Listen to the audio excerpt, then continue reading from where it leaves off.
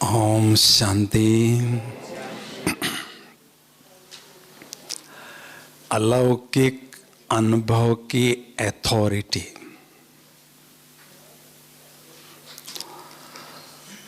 प्यारे बाबा का इशारा है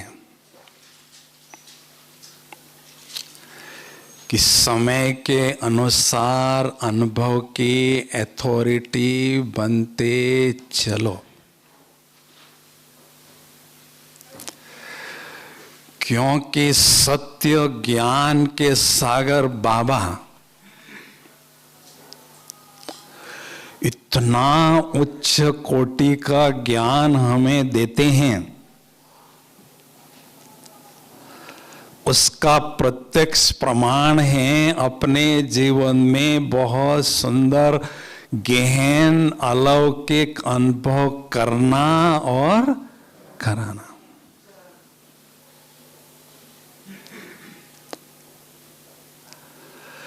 ऑलमाइटी अथॉरिटी के बाद दूसरी अथॉरिटी है अनुभव की अथॉरिटी।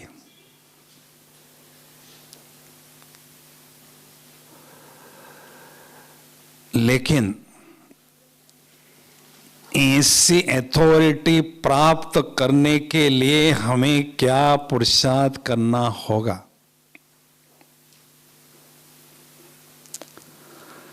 अनुभाव जो शब्द है, अनुभाव,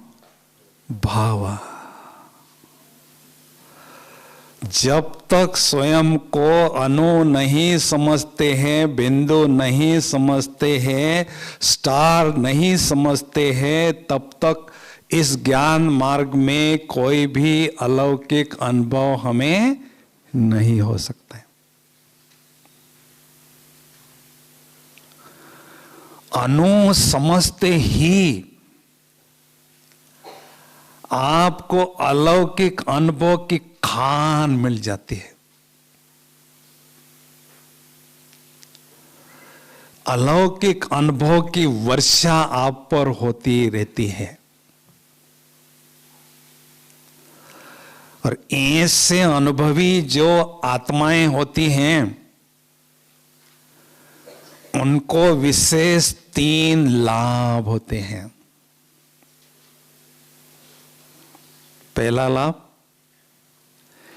ऐसे अनुभवी अथॉरिटी वाली आत्माएं आगे आने वाले हलचल के वातावरण में भी अचल अडोल रहेंगे। दूसरा लाभ, ऐसे अथॉरिटी वाली आत्माएं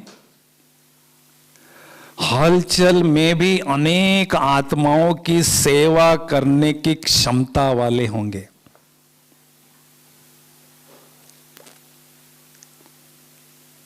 और तीसरा लाभ, ऐसे अनुभवी आत्माओं के माध्यम से ही परमात्मा की प्रत्यक्षता इस संसार में होगी। क्योंकि परमात्मा तो गुप्त है, दिखाई तो देते नहीं। कि ऐसे संसार में प्रत्यक्ष होंगे जिसकी रचना इतनी सुंदर, वो कितना सुंदर होगा। तो अनुभवी आत्माओं की परमात्म प्रत्यक्षता में अहम भूमिका होगी।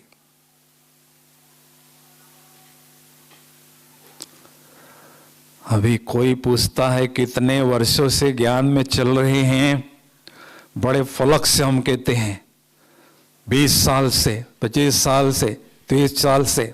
बहुत अच्छी बात है, ये तो अपना भाग्य है। लेकिन पुराणों की निशानी है वो अनुभवी आत्माएं होती हैं, उनके पास अलौकिक अनुभव का धन बहुत होता है। कितने वर्षों से ज्ञान मार्ग में चल रहे हैं ये महत्वपूर्ण बात नहीं है, लेकिन मुझ आत्मा के पास कितनी अलौकिक अनुभव की पूंजी अलौकिक अनुभव का धन कितना है, ये महत्वपूर्ण बात है। अभी मैं अनुभवी आत्मा बना हूं या नहीं, कैसे पता चलेगा भाई? बोलिए। कोई पूछेगा तो कहते हैं मैं बहुत अच्छा अनुभवी। बताओ, उसकी निशानियां भी तो कुछ होगी ना। लिखो, 5 निशानियां उसकी हैं। थर्मामीटर लगाते ही डॉक्टर कहता है बुखार कल से ज्यादा है, कल 103 था, आज 104 है। तो अनुभवी आत्मा की पहली निशानी है, अनुभवी आत्माओं के चेहरे पर नारायणी नशा स्पष्ट दिखाई देता है। ईश्वरीय नशे की झलक और फलक स्पष्ट अनुभव होती हैं। जो धनवान होते हैं, धन घर में पड़ा होगा, बैंक में पड़ा होगा, लेकिन धन की अकड़ उनके चेहरे पर होती है। मैं बहुत धनवान हूं, चेहरा बोलता है। ऐसे अलौकिक अनुभव की अथॉरिटी वालों के चेहरे पर वो ईश्वरीय नशा स्पष्ट दिखाई देता है। इनके पास बहुत अलौकिक अनुभव का धन बहुत है, ठीक है। और संपन्नता और संतुष्टता उनके चेहरे पर हर कोई पढ़ लेता है। संपन्नता और संतुष्टता। मैं बहुत संतुष्ट हूं, मेरा बाप सागर है, उस सागर से मैंने बहुत कुछ पा लिया है, मैं संपन्न हूं। संपन्नता और संतुष्टता उसके चेहरे पर हर कोई पढ़ लेता है। दूसरी निशानी, ऐसे अलौकिक अनुभवी आत्माओं के पास एक कला होती है। वो अपने अलौकिक अनुभव के आधार पर अपने जीवन को रोचक और रोमांचित बनाते जाते हैं।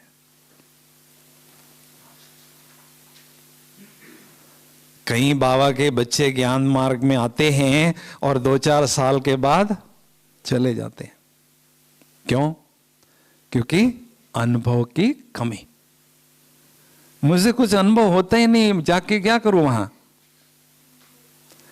लेकिन जिनके पास बहुत सुंदर अलौकिक अनुभव होते हैं, वो अपने जीवन को रोचक और रोमांचित, अपने इंटरेस्ट को, रुचि को बढ़ाते जाते हैं। कभी भी उनकी रुचि कम नहीं होती है। दादियां हमारी 80-82 वर्षों से चल रही हैं, लेकिन कभी भी उनके मुख से नहीं निकला कि ये ब्राह्मण जीवन कभी बोर होता है। हमेशा ग्राफ ऊपर गया, क्योंकि उनके पास अनुभव थे बहुत। ठीक है। तीसरी निशानी,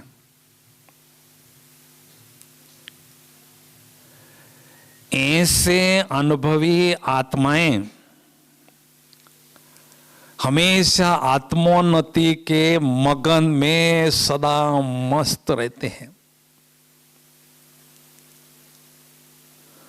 अपनी घोट तो नशा चढ़े, ये उक्ति उनके जीवन में स्पष्ट दिखाई देती है।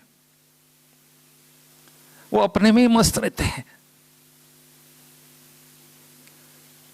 इसलिए हर कोई उनके कंपनी में रहना चाहता है। इनके कंपनी में रहने से कुछ ना कुछ नवीनता हमें मिलेगी, कुछ नई आइडिया मिलेगी, आगे बढ़ने के लिए कोई युक्ति मिलेगी, क्योंकि वो आत्मोन्नति में ही मगन रहता है।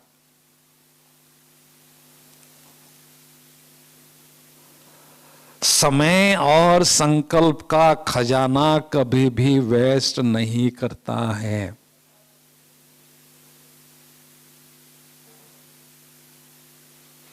चौथे निशाने,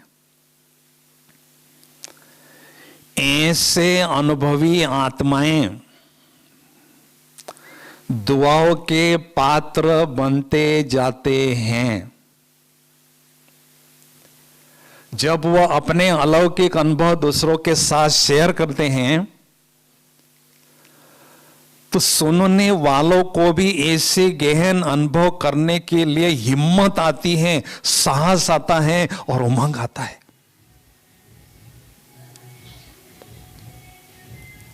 मैं भी ऐसे गहन अनुभव कर सकता हूं, कर सकती हूं। वो स्वयं तो आगे बढ़ते हैं लेकिन अनेकों को आगे बढ़ाते हैं, प्रेरणा के स्रोत बनते हैं, और जितनों को आगे बढ़ाते हैं उनको कमीशन मिलता है, दुआएं मिलती है।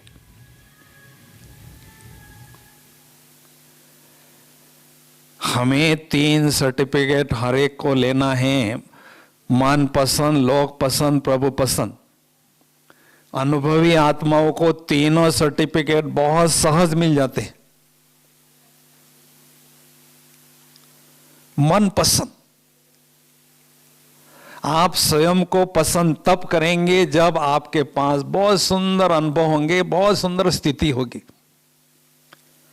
घोड़े की तरफ भाग रहे, सेवा खूब कर रहे हैं, लेकिन स्थिति नहीं होगी तो आपको सेल्फ सेटिस्फैक्शन नहीं होगा, स्वयं से आप संतुष्ट नहीं होंगे।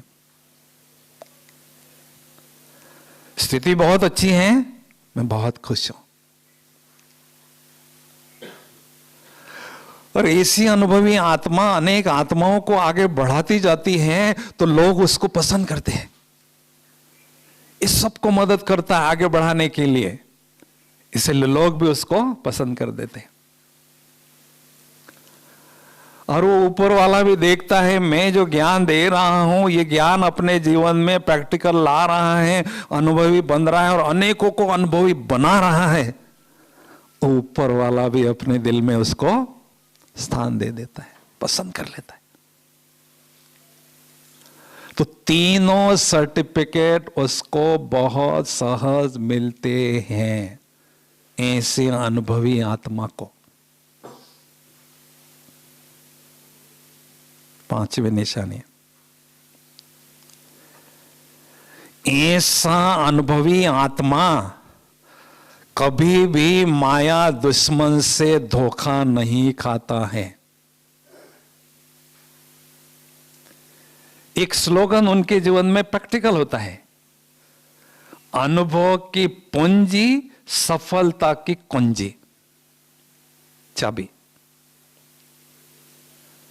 अनुभव की पूंजी ही सफलता की कुंजी है, चाबी है। वो निर्विघ्न रीति से आगे ही आगे बढ़ता जाता है, आगे ही आगे बढ़ता जाता है, इधर उधर माया की गलियों में नहीं भटकता है। दुश्मन उसके साथ चीटिंग नहीं कर सकता है। माया अपनी उन्नति के शिखर के तरफ आगे ही आगे बढ़ता जाता है।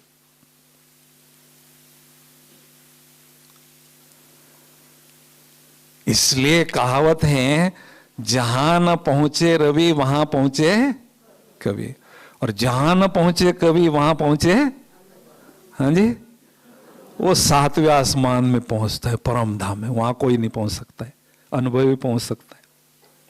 एक कवि तो यहां तक पहुंचता है, सूर्य चंद्र तारा तक बस।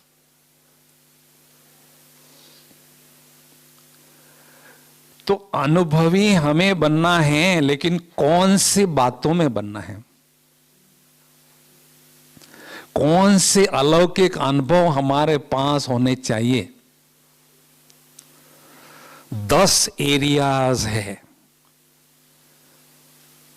उन एरियाज में अंत तक जब तक संपूर्णता की मंजिल पर नहीं पहुंचते हैं, इन 10 बातों में हमें अनुभवी बनते जाना है, बनते जाना है, कभी थकना नहीं है।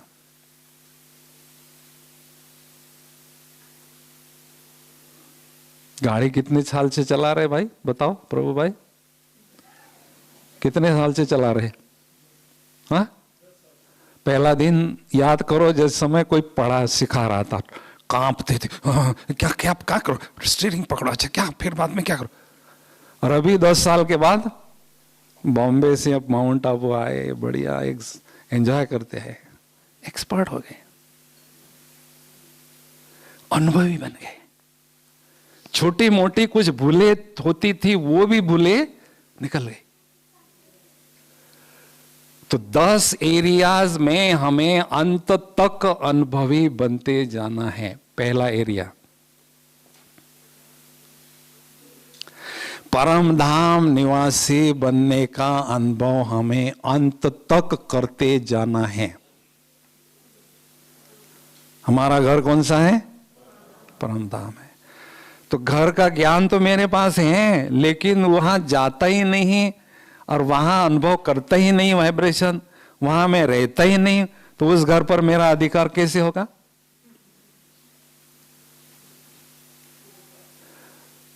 तो वहां जाना है और वहां के वायुमंडल को, वातावरण को, सुनहरी लाल ही लाल, दिव्य प्रकाश ही है प्रकाश, उसको फील करना है, अनुभव करना है। और अनुभव की परसेंटेज को बढ़ाते जाना है।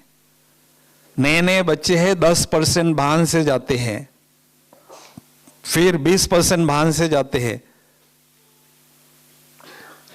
वह हमारा लक्ष्य है 100% भान हमारा वहां हो और 0 यहां हो, यह हमारा लक्ष्य है।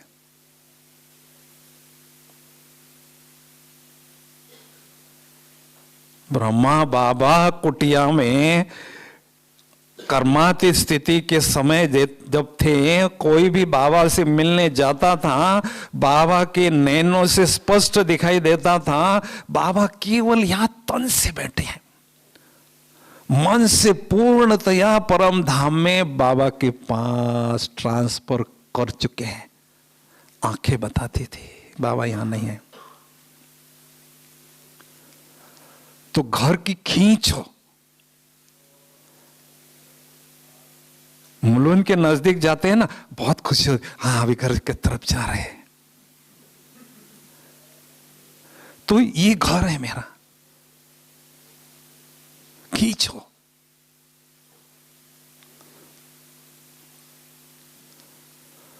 तो बार बार वहां जाना है और अनुभव को खूब अच्छी तरह से बढ़ाते जाना है।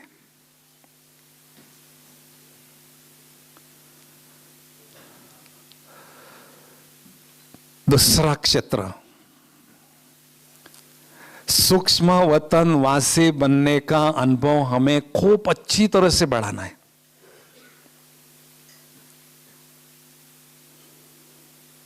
अभी हमारा घर कौन सा है? हैं जी, बोला ना, मधुबन है। किरण बहन बताओ, मधुबन है। टाइटल लेके घूमती है ब्रह्मा कुमारी फलानी, ब्रह्मा कुमार फलाना। तो किसके बच्चे हो गए भाई? ब्रह्मा बाबा के हो गए। जहां मेरा बाप रहता है वो मेरा, तो मेरा घर कौन सा है? सूक्ष्म वतन।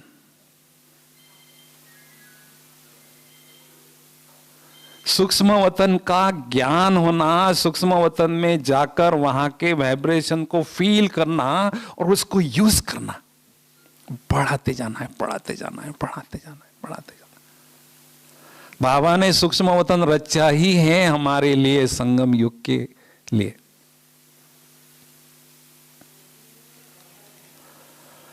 '91 में मैंने गुलजार दादी जी का इंटरव्यू लिया था।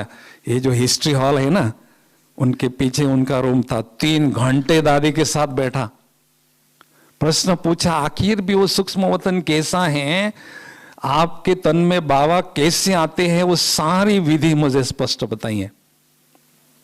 मैं आर्टिकल लिखने जा रहा था, तो दादी जी ने बताया था ये 5 तत्वों की दुनिया है, इससे परे एक ऐसी दुनिया है जहां हमेशा सफेद ही सफेद दिव्य प्रकाश ही प्रकाश रहता है। जैसे पूर्णिमा का चंद्रमा आसमान में रहता है और धरती को श्वेत प्रकाश से जगमगाता है, ऐसे हजारों पूर्णिमा के चंद्रमा का शीतल प्रकाश उस दुनिया में सदा रहता है। और वहां जो भाषा होती है फरिश्तों की, वो नैनों के इशारे की और होठों के मूवमेंट्स की होती है। इशारे से फरिश्ते बातें करते हैं। मनुष्य मुख से बोलता है, फरिश्ते इशारे से। और तीसरी बात, वहां की जो कारोबार चलती है वो संकल्प शक्ति के आधार पर चलती है। कोई भी दर्श बाबा को इमर्ज करना है, 1 सेकंड में बाबा संकल्प शक्ति के आधार से करता है इमर्ज, और बच्चों को उसका अनुभव कराते हैं और बच्चों के लिए मैसेज आगे बढ़ाने के लिए भेजते हैं। और मजे की बात यह है, जिस दिन से हम बाबा के बच्चे बने हैं उस दिन से हमारा संपूर्ण फरिश्ता स्वरूप उस दुनिया में सदा रहता है। बाबा क्या देखते हैं, ये पुरुषार्थी स्वरूप और ये संपूर्ण फरिश्ता स्वरूप किस स्पीड से नजदीक आ रहे हैं, बाबा ये वतन में देखते हैं। क्या हुआ, साकार ब्रह्मा बाबा यहाँ थे, उन दिनों की बात है। एक संदेशी बहन ऊपर चली गई सूक्ष्म वतन में, तो उसने लाइट का ब्रह्मा बाबा देखा वहां, वो कंफ्यूज हो गई, ब्रह्मा बाबा तो मधुबन में है, ये कहां से आ गए दूसरे ब्रह्मा बाबा। उसने नीचे आके बाबा को बताया, बाबा को भी समझ में नहीं आवे। बाबा ने दूसरी बार भेजा, उसको तीसरी बार भेजा। शिव बाबा ने कहा वो है संपूर्ण ब्रह्मा बाबा और ये है पुरुषार्थी ब्रह्मा बाबा। जब ये पुरुषार्थी ब्रह्मा बाबा संपूर्ण हो गए तो अभी वहां एक संपूर्ण बाबा सदा रहते हैं। तीसरा एरिया, वैकुंठवासी बनकर हमें रहना है। बाबा ने सतयुग में हमारा जीवन कैसा होता है अमृत वेले से रात्रि तक पूरा समझा दिया है। वो केवल ज्ञान के लिए नहीं सुनाया है, हमें उसको अनुभव करना है। कैसे हम वहां अपना जीवन बिताएंगे, कैसी मस्ती अलौकिक होगी, कैसे दिव्य गुणों से श्रृंगार होंगे, कैसे प्रकृति हमारी दासी होगी, वो हमें अभी अनुभव करना है। जितना अनुभव करते जाएंगे उतने संस्कार हमारे दैवी आत्मा में भरते जाएंगे और वो संस्कार हम परम धाम में ले जाएंगे और उसके आधार पर ऐसे रॉयल परिवार में हमारा जन्म ऑटोमेटिक होगा। घर जाने के पहले वो संस्कार मुझे आत्मा में धारण करने हैं, इसलिए बाबा ने वो ज्ञान दिया।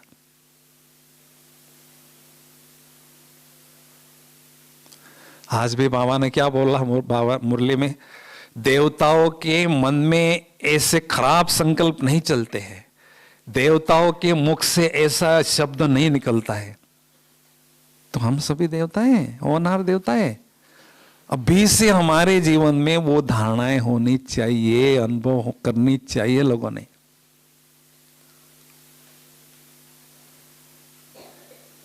ठीक है ना। चौथा एरिया, चौथा एरिया है आत्म अभिमानी स्थिति को पक्का करते जाना। आत्मा आत्मा सुन सुन के हम थक चुके हैं। आत्मा सुनते हैं ना, ऐसा लगता है बाबा को कुछ सोचते ही नहीं, हमें जब वही रटाता रहता है। लेकिन वही सबसे महत्वपूर्ण पाठ है और वही अंतिम पाठ है।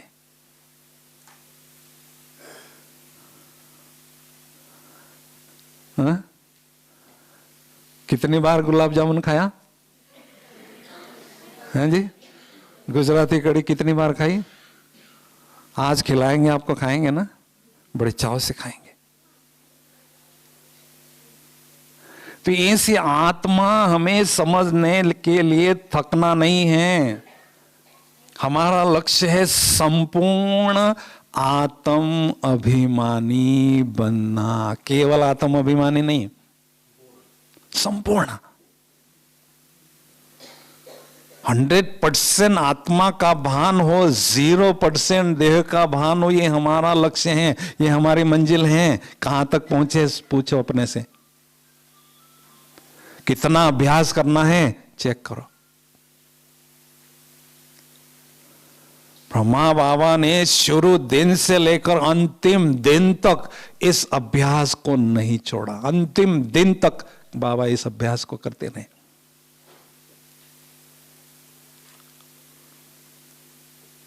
तो हमें खूब अच्छी तरह से रुचि से इस अभ्यास को पक्का करते जाना है,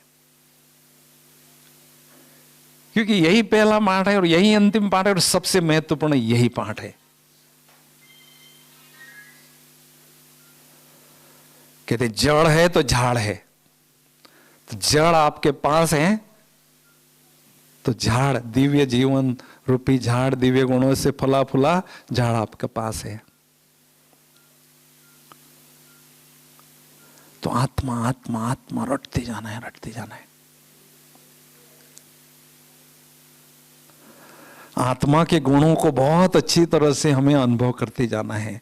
तो ऐसा जैसा अनुभव बढ़ता जाएगा, आत्मा का प्रकाश, आत्मा का आभा मंडल बढ़ता जाएगा, तीव्र होता जाएगा, औरा बढ़ता जाएगा। इसलिए कहते जैसी स्थिति वैसी उपस्थिति। जहां हम जाते हैं हमारा औरा काम करने लगता है, ऑटोमेटिक करता है।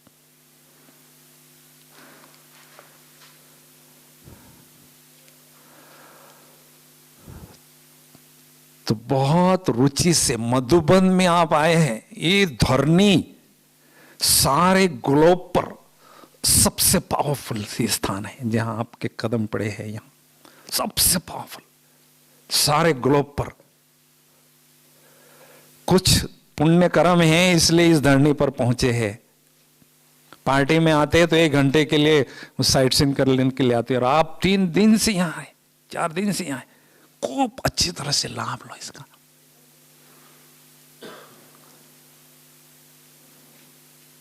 एकांत में बैठो, आत्मा का अभ्यास घोटते जाओ, घोटते जाओ, रटते जाओ, रटते जाओ।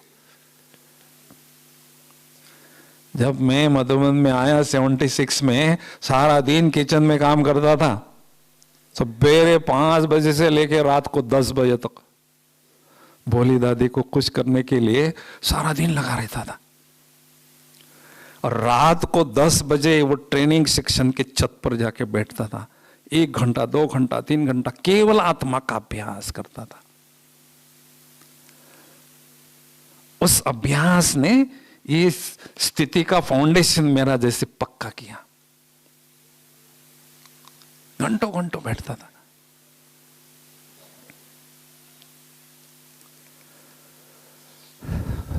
पांचवा एरिया, स्वमानधारी होकर रहना। स्वमान में हमें स्थित रहना है। इस सभा में होन राजे महाराजे रानी महारानियां बैठी है, ऑर्डिनरी लोग नहीं है इस सभा में, एक से एक बढ़कर है। सतयुग में वो सिंहासन मिलते ही आपके आत्मा में चेहरे पर वो रुहाब, वो नशा ऑटोमेटिक अनुभव होना चाहिए। लेकिन कब होगा, कैसे होगा, क्या करना होगा उसके लिए?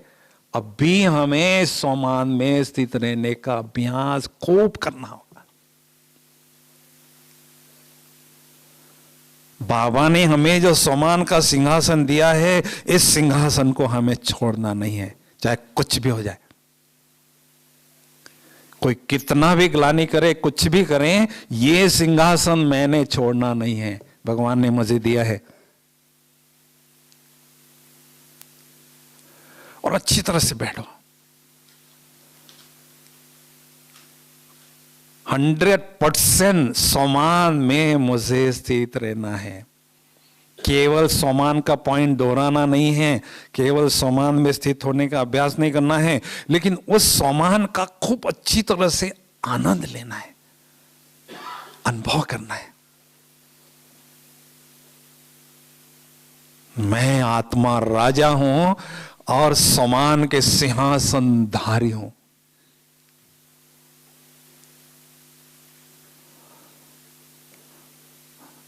तो धीरे धीरे क्या होगा, ईश्वरीय नशे का परसेंटेज बढ़ती जाएगी, बढ़ती जाएगी, बढ़ती जाएगी, बढ़ती जाएगी।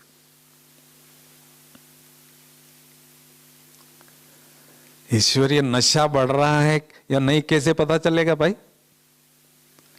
हैं जी, कैसे पता चलेगा भारती बहन? हाँ, खुशी से। शराबी की आंखें बताती है, ये लाल आंखें इसने बहुत पिया है, इसने 2 बोतल चढ़ाई लगता है, इसने आंखें लाल है। ऐसे ईश्वरीय नशे की झलक आंखों में दिखाई दे, छिपते नहीं।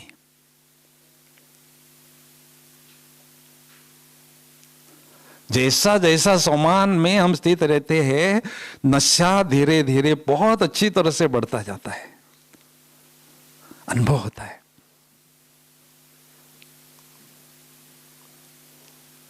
बाबा का फोटो आपने वो देखा होगा, बाबा टांग पर टांग ले रखकर ऐसे बैठे शेर की तरह।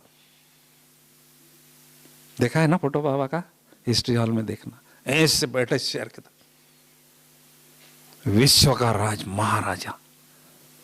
तो नशा तो होगा ना भाई। तो संगम युग में हमें ऐसा रूहानी नशा अभी अनुभव करना है और संस्कार में उसको भरना है।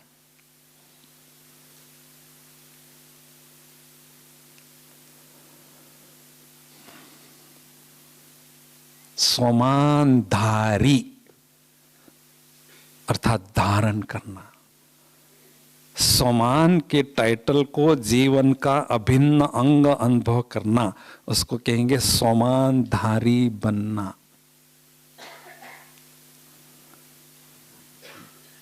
ठीक है। 6वां एरिया,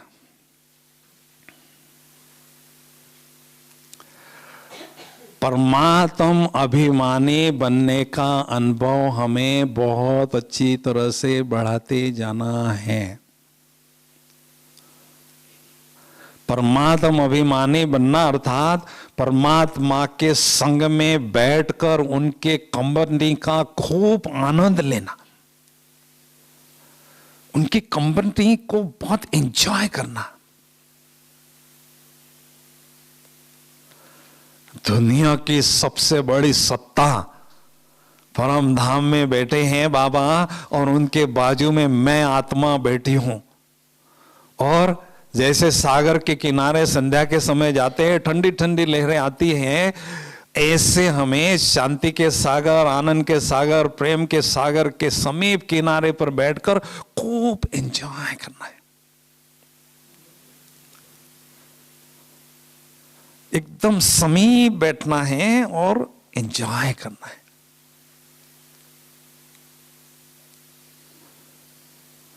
और उसके परसेंटेज को बढ़ाते जाना है। बाबा के पास समीप बैठने के परसेंटेज को हमें बढ़ाते जाना है।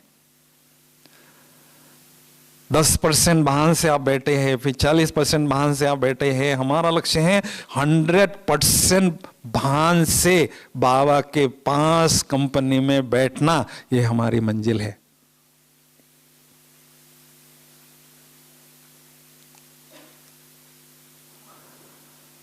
हाँ? आपके जीवन के सबसे खुशनुमा पल कौन से है? हाँ जी, गोल्डन मोमेंट्स कौन से है जी? बोलो ना। जब मैं आत्मा परम धाम में बाबा के बाजू में स्वयं को बैठी हुई अनुभव करती हूं, ये पल सबसे खुशनुमा पल है। ये पल मेरे जीवन के गोल्डन मोमेंट्स हैं। ये पल मेरी पूंजी है। इन पलों को मुझे बढ़ाते जाना है, क्योंकि सारे कल्प में यही पल सबसे बड़े हैं मेरे। है ना मीना बहन? उन पलों को हमें बढ़ाते जाना है।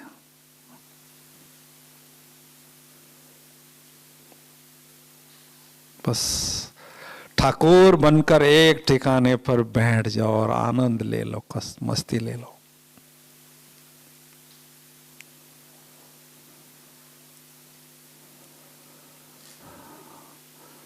तो बाबा के पास बैठने की अनुभूति को हमें बढ़ाते जाना है। फिर सातवां एरिया, सातवां ना, फरिश्ता स्थिति की अनुभूति को हमें बढ़ाते जाना है। बार बार अनेक बार करते जाना है उसकी अनुभूति को, क्योंकि हमारा लक्ष्य क्या है? संपूर्ण फरिश्ता स्थिति की अनुभूति करना, ये हमारा लक्ष्य है। केवल फरिश्ता नहीं, संपूर्ण फरिश्ता, अर्थात 100% दिव्य प्रकाश पुंज की काया अनुभव करना और 0% ये स्थूल काया की अनुभूति करना। सारे रिश्ते मेरे अर्शवासी भगवान के साथ है। रिश्ता, कोई उसका रिश्ता फर्शवासियों के साथ नहीं, सारे रिश्ते अर्शवासी के साथ, बाबा के साथ।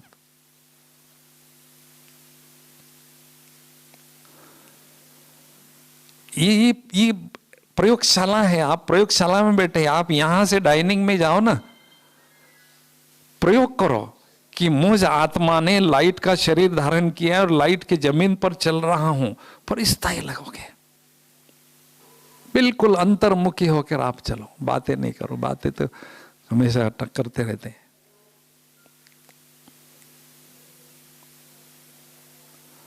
बहुत मजा आएगा आपको, क्योंकि ब्रह्मा बाबा यहां जहां पर भी गुजरते थे ना, सारा दिन थोड़ी बैठे रहेंगे, इधर उधर कारोबार चलती थी तो गुजरते थे ना, तो लगता था बाबा एकदम फरिश्ता ही घूम रहे हैं। इसलिए कहते हैं चाल फरिश्ते जैसी हो और हाल खुशहाल हो।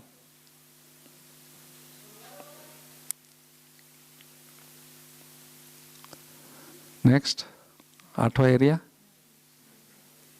आठवां, सातवां, आठवां एरिया है हर गुण की और हर शक्ति की अनुभूति करते जाना। कोई गुण मुझे मिस नहीं करना है, कोई शक्ति मुझे मिस नहीं करना है, उसका अनुभव मेरे पास होना चाहिए। क्योंकि मेरा लक्ष्य क्या है? सर्वगुण संपन्न, सर्व शक्तियों से संपन्न बनना। अष्ट शक्तियों की अनुभूति मुझे सारे दिन भर में कर्म क्षेत्र पर करते जाना है, और जो 36 गुण की लिस्ट है वो सारे मुझे जीवन रूपी पेड़ पर धारण करना है। कोई भी गुण मुझे मिस नहीं करना है कोई मिस, कोई बात नहीं, उसको जीवन में धारण करने के लिए 2-4 मास, 1 मास, 2 टाइम देके उसको धारण करो।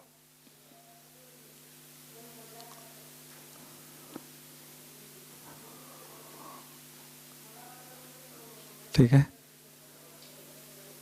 और 10वां, 9वां एरिया,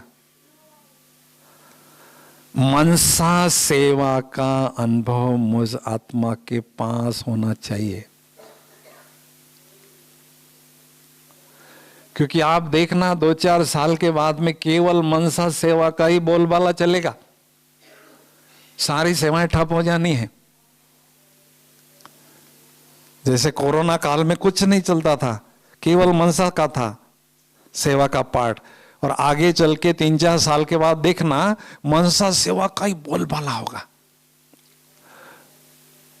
तो मेरे पास मनसा सेवा के अनुभव बहुत अच्छी तरह से होने चाहिए, क्योंकि दादियां मनसा सेवा करती है, उनको सफलता मिलती है, और हम मनसा सेवा करने लगते हैं तो हमारे मन में थोड़ा संकल्प आता है, पता नहीं सफलता मिलेगी या नहीं। क्यों भाई? जानकी दादी जी अमृत वेले पाकिस्तान को सकाश दे रही थी, और उसी दिन बाबा आए और शाम को बाबा कहते आज सवेरे जनक बच्ची पाकिस्तान को सकाश दे पाओ। देखो वहां बात पहुंच भी गई ऊपर, मुरली में बाबा कह रहे,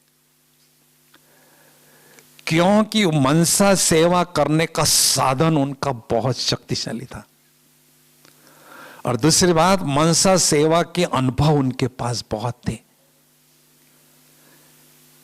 इसलिए उनको बहुत अच्छी तरह से सफलता मिलती रही। तो मुझे भी सफलता इसमें मिलती रहे, इसलिए मुझे बहुत अच्छी तरह से ये मनसा सेवा करते रहना है, करते रहना है, करते रहना है। मनसा सेवा करना माना होलसेल बिजनेस करना।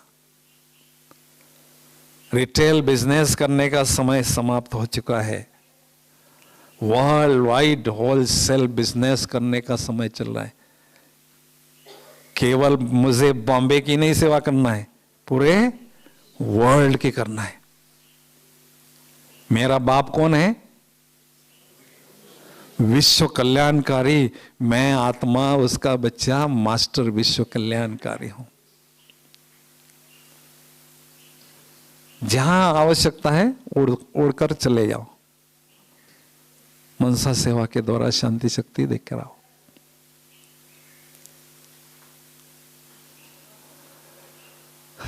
तो बाबा ने स्पष्ट कहा है कि अभी मनसा सेवा बढ़ाते चलो, क्योंकि जानी जाननहार बाबा स्पष्ट जानता है भविष्य में ये सेवा बच्चों को बहुत करनी होगी। इसलिए कोरोना काल में बैठक का योग करने का बाबा ने बहुत चांस दिया। मैंने कहते थे ना सेंटर पर बहुत संभालना पड़ता है, सेवा करना पड़ता है। बाबा ने कहा अभी बैठक का योग खूब करो।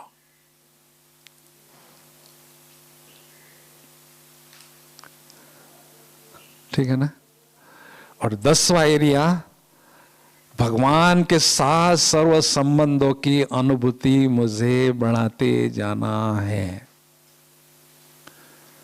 कोई संबंध मेरा मिस न हो। क्यों भाई, क्या जरूरत है इसकी? हाँ जी, एक संबंध के द्वारा 100% प्यार में बाबा की तरफ ट्रांसफर कर सकता हूं, कर सकती हूं। तो सर्व संबंध जरूरत क्या है मुझे अनुभव करने की? है जी, हाँ, अंत में वही पेपर आएगा, संबंध खींचेगा हमें ऐसे। हाँ जी, लौकिक संबंध बीच में आएंगे। कुछ गहरा राज सुना हो, क्यों जरूरत है ये?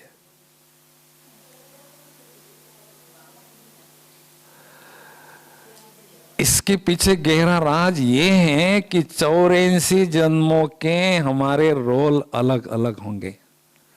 हर जन्म में बहन नहीं बनेंगे, हर जन्म में मां नहीं बनेंगे। आधे जन्म हमारे मेल के, आधे जन्म फीमेल के, और हर जन्म में हमारा अलग अलग रोल होगा। उस जो भी रोल मिलेगा वो हमें बजाना होगा, लेकिन वो संस्कार हमें अब भी भरने हैं घर जाने के पहले। कैसे भरेंगे? भगवान के साथ सर्व संबंधों की अनुभूति करते हुए। ये राज उसके पीछे है। गाय का बछड़ा जन्म लेते ही दूध पीने के लिए उसके स्तन के पास पहुंचता है, उसको कोई बोलता है? ऑटोमेटिक दौड़ता है, क्योंकि संस्कार है। इससे हमारे आत्मा में भी ये सारे संस्कार भरने हैं अभी।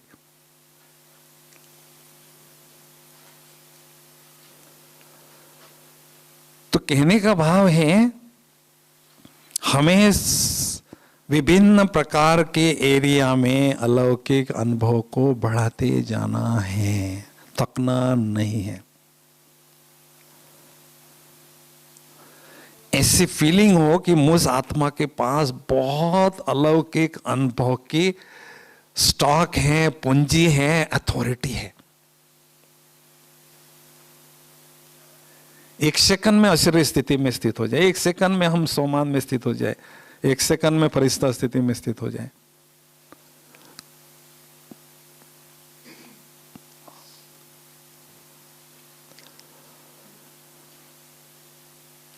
तो इस तरह से हमें अलौकिक अनुभव की पूंजी को बढ़ाते जाना है।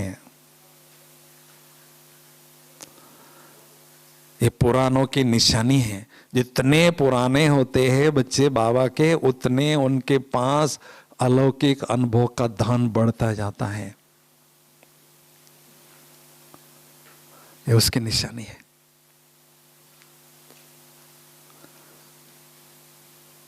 ठीक है ना?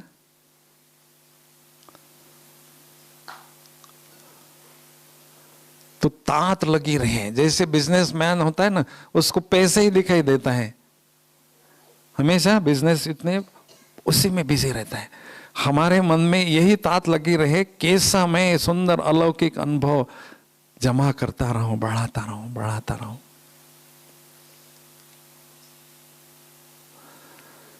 एक स्लोगन कभी भी ब्राह्मण जीवन में भूलना नहीं, अंत तक भूलना नहीं। जैसी स्थिति वैसी स्तुति होती है, ये स्लोगन कभी भी नहीं भूलना। जैसी स्थिति वैसी स्तुति।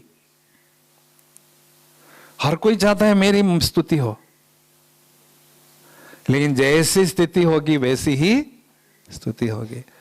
जैसी स्थिति वैसी उपस्थिति होगी, जैसी अवस्था वैसी व्यवस्था होगी। आत्माओं के द्वारा, प्रकृति के द्वारा। मधुबन में आते ही ब्रह्मा बाबा खड़े दिखाई देते हैं, शांति स्तंभ के रूप में खड़े हैं बाबा। कैसे? स्तंभ के रूप में। स्तंभ अर्थात अचल अडोल स्थिति, और स्तंभ अर्थात बहुत ऊंची स्थिति।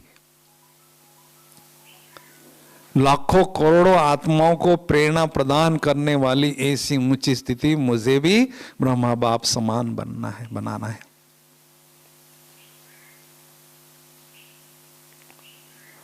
ये मेरी प्रॉपर्टी है। सेवा तो करना हमारा काम है ही है, वो धर्म है, कर्म है। लेकिन सेवा के खिलौने से खेलते खेलते मैंने वो स्थिति बनाना है। ये लक्ष्य हमारा उस पर हो।